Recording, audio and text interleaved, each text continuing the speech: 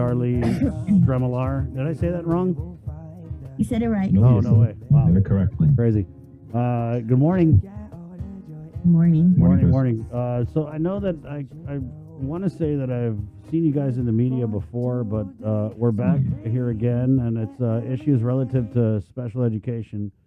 And so we kind of really trying to want to just get the Cliff's notes of the issue and the concern, and maybe where we're going forward from there. So if you could, Dar, just give us the timeline. Okay. You have a son who's a special needs student with GDOE? Yes, he's a special needs student with GDOE. And the issue at hand was that my boy is out of district, meaning as a teacher, I exercise my right to have him attend the school now.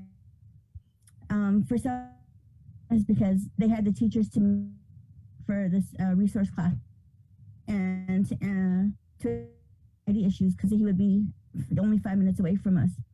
So accepted into the school, Ocean View Middle School. In fact, October 18, 2019. So we wanted to make sure that he had a great year, and then somewhere along the line, if we were to question or things of the administration, I guess they showed they were not happy with that. They decided to kick out my son without justification. We were left, he had an IEP, they didn't follow through in his IEP, ESY, all these things didn't fall into place. But what happened was he was just kicked out. And when we asked for justification, they couldn't give us any. And they said the principal, in fact, during an IEP meeting, said if we were to bring our son to Ocean View, he would call CPS on us because we want to bring our kid to school. And so, we've gone through the grievances with GFT. The superintendent just yesterday informed us that he's only going to do, but he knew 20. This has happened since May 5th. We've gone before as well for them to address this issue. And so it's just really upsetting because the surrounding is my child. What has happened with my child? Well, he was kicked out. He doesn't understand why, because he worked so hard to be at this school,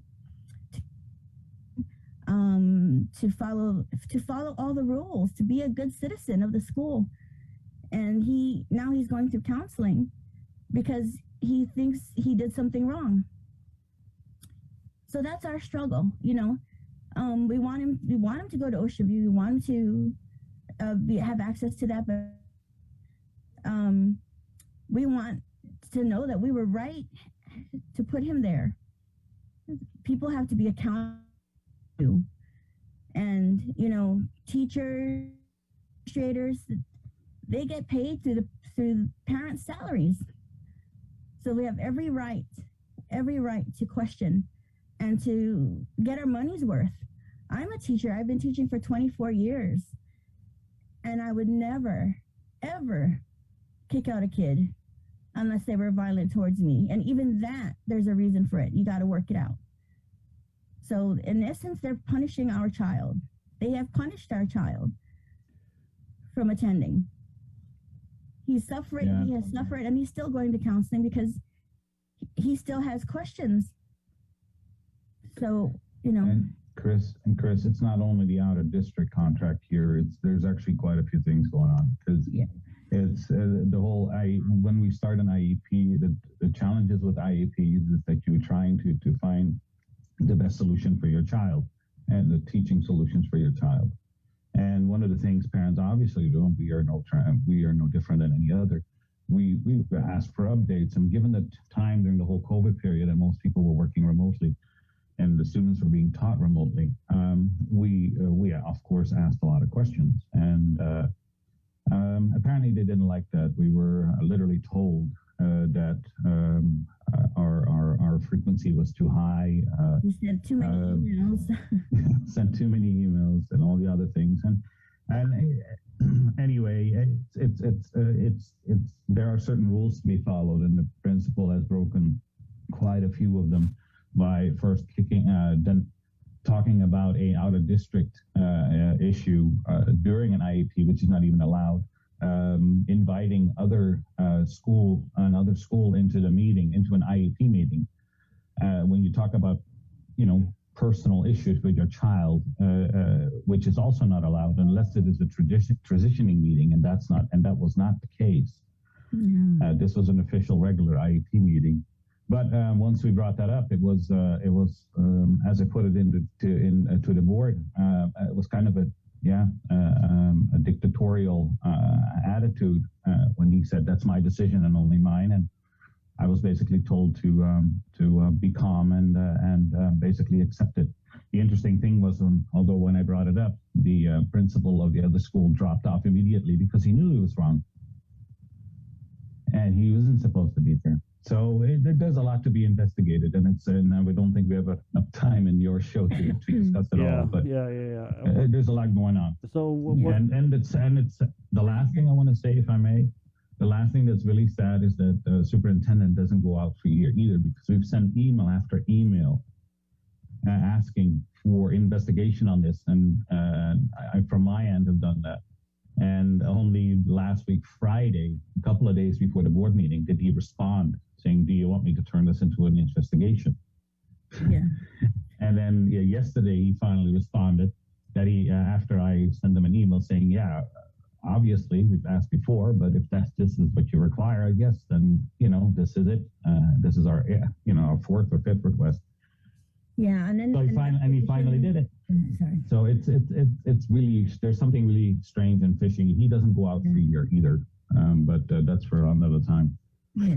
Well, I was just looking at our files here, and it looks like you had to. It almost seems like exactly the same situation happened in 2015, where your boy was where you chose to enroll him at CL Titano, which was also out of district. And then it says here that the matter was investigated and addressed, and the only complaint regarding the out of district policy in over a year. Yeah, that it was never addressed. The principal still has full capacity to kick out a kid for any reason. They haven't addressed it. They haven't contacted me. Nothing. So here we are again, experiencing another principal who doesn't consider the welfare of a child.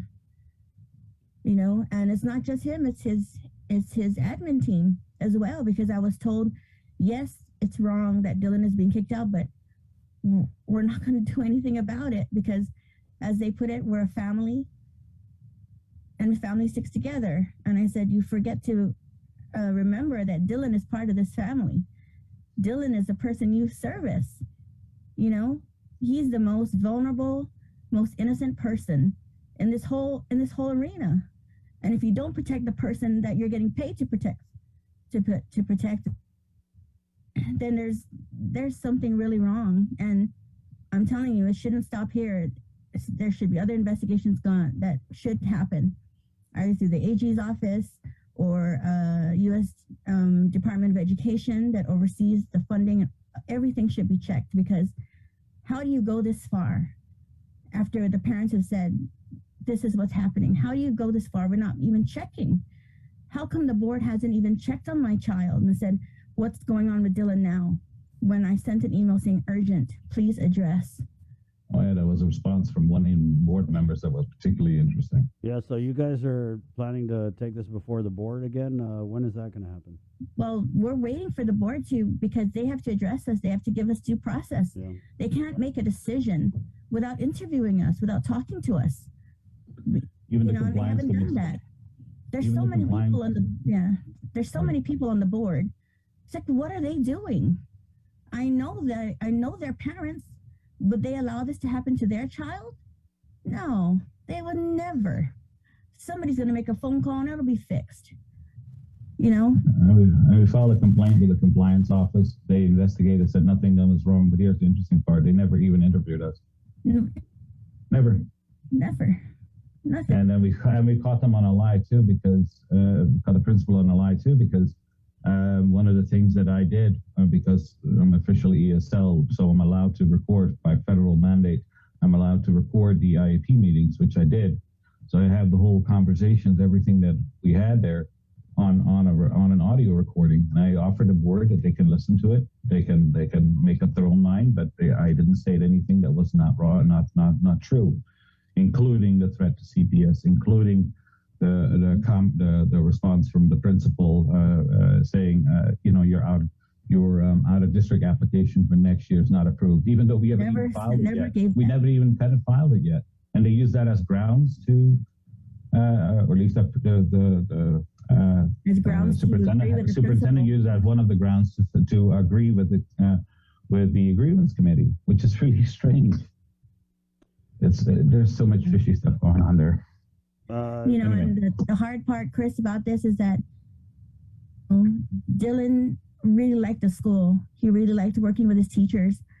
And his teachers, none of them stood up for him. They were meeting. None of them. For him. We talked about his needs and so forth. They didn't disagree with the needs and the goals that we wanted to have. But then they had a secret meeting without us. And it's IDEA law. Yeah. That's against that. They denied all our goals that we wanted for our son. We weren't present at the meeting, and we said we are his parents, we are his voice. Do not have a meeting without us. And what does the principal and the CRT and the teachers do? Go have a meeting. How do you leverage, or I mean, maybe just speak to what you guys are trying to do as parents? I'm pretty sure you're trying to do the best that you feel your son deserves, right? Right. But what about all the other parents who want their kid to go to this school or that school, or to go over here because it's close to mommy's work? I mean, do you think that we need to maybe re-examine this out-of-district policy? They need to re-examine, because if there's a program at another school that a child can have access to that will help them, they should consider that. To deny that, you have to look at all the steps. Okay, then maybe they can't. But if they place for that child to go there, and you're denying them their civil rights, you're denying them free to public education. And by the way, Chris, the Ninth Court has decided, in which Guam falls, that none of these exceptions that are sitting there where you can apply moving or applying for the fact that your son has to go to a specific school, because it doesn't apply to Guam, because Guam only has one district. So the whole district, out of contract district, is by itself false. So there's so much. They need to investigate it. They need to fix it, and I'm hoping other parents are willing to come forward, because I have a severe suspicion that there's a lot more going on. There's a lot more parents, and not everybody is as vocal as we are. I realize that. However, please, it's not kind of a, if you have any issues, please take care of it. I mean, even outside of special needs students and special needs issues, I know that there are some schools that offer GATE, some that don't for this grade level. So I mean, it's not just the special needs, right? But let me just ask you on this special needs question, because I know a couple special needs students, and I want to say it's been a struggle for GDOE to implement these IEPs. And, I feel like we're kind of just touching on, lifting up the covers. And are there, I mean, you guys are special needs, parents of a special needs student. What would your assessment be of GDOE's handling, execution, implementation of everything it needs to do for these students? It is fundamentally flawed. They cannot give the resources, even though federally funds are available. There are so many people, some are very good willing, but as we find out along the way, they're not either properly trained, so they can't help us the proper way. And when we ask for outside assistance, they bluntly denied us. It took us, I think, correct me if I'm wrong, but it took us like 4 years or so to finally have somebody externally from, I think she has a business in Taiwan, and to finally help us and assess our child for dyslexia. I mean, for the love of God, how much? Dysgraphia, Dad. Dysgraphia, sorry. Yeah. And it's, you know, it takes so much to they're incapable of leading a special education department, as far as I can tell, simply because they're failing our child, and that's my only rule. That's my only point of measure I have. And you know, and I know from other parents too, by the way, because they have had their fights, their shares of arguments, maybe not until the media, but they've had their share of arguments with the same department. And it's almost like they're trying to wear you out. Yeah, and then it will go away. No, this won't go away. This is your child. You don't. There's no undo button with your child when it comes down to any education. Chris, just to take for an example, my son has problems making friends. So he likes being in school, but he comes home and he says, "Mama, I'm so lonely. You know, I'm so lonely. I can't make friends." So I talk to the teachers, I talk to the admin and say, "Can we put in something in his IEP that teaches him to start a conversation and keep a conversation, so that he knows how to start when, you know, he may feel a child and they don't know how to approach another regular kid would." They denied that. They said, "No, let it happen naturally." I said, let it happen naturally, since it hasn't worked. Why? What's saying having the counselor work with him and so forth? And you know what? The counselor did come up with goals that to try and help my kid communicate with other students. And what did the team of teachers at Ocean View do, and the admin and the CRT? Denied it. So simple as to help him communicate with his peers better. They denied that. To what? Because they want to prove to the parents that they have power to kick him out and kick us out, and they don't have to follow anything. They have forgotten why they're there. They have forgotten why they're there. They're there to serve my child and your child and everybody else's kid. How can you deny something so simple as that? I can't provide that because I don't have the students at my house. The way he communicates with me and his little sister is different than being out in a crowd like every other kid. You know, it's heartbreaking. I love school, Mama, but I'm lonely. I want to make a friend. And I asked them, I told the vice principal, please put something in his IEP that said that you're going to have do that. No, didn't happen. Even suggestions from their own counselor, they took out of the IEP. So there's so much, that's just the gist of it, you know. And so even his, you know, because he's entitled to ESY under SPED, because he may lose some of the skills if he doesn't continue school in the summer, it's the CRT's job place where he can continue that. Once Dylan was kicked out, they washed their hands of my child. I had to go find a place for him. He's a middle schooler, Chris, and he took ESY at a high school. I had to talk to, you know, there are angels everywhere, and thank God for Mr. Meno and Lennis Atienza from Southern High. I know I work with them, but I had to ask him, can my son come here? Because teachers in high school are certified to teach middle school. I said, can my son come here? It's already Friday, and he starts school on Monday, and he wants to be somewhere. He's like, Mama, where do I go? I want to go to school. And this is during summer. I said, please put him in. I'll do whatever it takes to get him a teacher for this summer. And they took him in 10 minutes. I was told, bring him. But whose job is that, to find a place for my kid? Is that my job? Or is it the CRT's job? Is it SPED's job? After they said, yes, he's qualified to go. He was even accepted into Ocean View's summer school program. I turned in the application on time so that he can go there. They said, nope, we're taking him back. He can't come. But the superintendent, the board, we're fighting to say, do something right.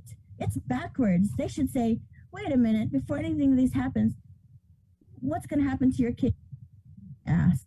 Not let it happen to the kid, and then let's see the parents. Let's see if they're willing to go up this hill. This Well- is so hard. I wouldn't blame any parent if they stopped, because what my husband and I have gone through emotionally is difficult. I mean, even to my son to say, Mama, where am I going to school? I want to buy my uniform. And I say, well, just wait, son. I'm waiting. I'm waiting for the superintendent. I'm waiting for them to tell me that it's okay for you to go. You know, he goes, he misses Ocean View. The staff, I tell you, the school aides are so loving to him, and he remembers that. Even though his teachers didn't stand up for him and didn't do the right thing for him, he says, I miss going to class. That's how innocent this kid is. He doesn't know that, you know, they don't give a SHIT what happened to him. And that is absolutely unbelievable. In fact, I'm going to say here right now, I think that admin at Ocean View should be removed, should be investigated. They shouldn't even be in their positions. Why does my kid have to leave and they get to stay? Why did that happen? Yeah, that's school. Why did There's something wrong with that school. There's something wrong with that school, definitely. But we found that out very quickly after we were told all these nice things by the principal. Wow. Well, I don't know where else we can go with this. I know you're trying to get it before the board, so I want to thank you for coming on and sharing your story. Thank you so much. Yeah. Thank you for your time. Thanks for having us. Yeah, Paul, thank Thank you. you. And Darlene, good luck. Definitely Thank you. can say that I'm taking away that you care very deeply about your son, and you're trying to do what you feel is the best for him, right? yeah. Thank you. So much. That's that. Yeah, thank you. Have a good weekend. Okay. 7:34, quick break, and we're coming back with more of the link next, right here. Good morning.